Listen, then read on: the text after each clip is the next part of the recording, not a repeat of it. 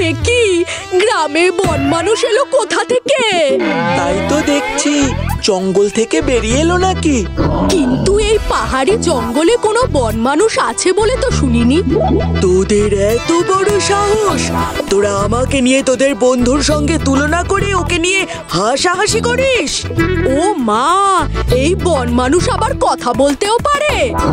কিন্তু আমি তো জানতাম বন মানুষ শুধু হুপ হুপ, না ওটা তো হনুমান, ওরা তো উ করে ডাকতে পারে। কথা বলতে না পারলে কি আর এমনি এমনি সবাই আমাদের মানুষ বলে? তোরা গ্রামের মানুষ তাই গায়ে কথা বলিস, আমরা বনের মানুষ তাই বনে কথা বলি, কিন্তু তোদের জন্য আজ আমাকে গ্রামে এসেও কথা বলতে হচ্ছে। বন মানুষ ভাই, আমাদের খুব বড় ভুল হয়ে গেছে। এই তো এবারে বন মানুষ হবে আমার তরফের দাস। দুটো বন মানুষের মধ্যে থেকে প্রথমে ছোটটাকে আমি আমার এখানে তুলে আনবো, আর তারপর সেই টপ ফেলে পরে আমি আনবো বড় বন মানুষটাকে।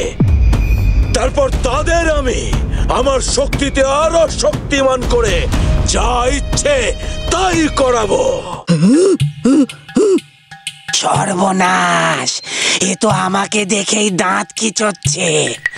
একে আমি ফল খাওয়াই কি করে? উফ, গুরুদেবের জ্বালায় দেখছি এবার এই বন মানুষগুলোর হাতেও আমাকে মার খেতে হবে। খাবে? ফল খাবে? খাও, দারুণ খেতে। এই মেরেছে।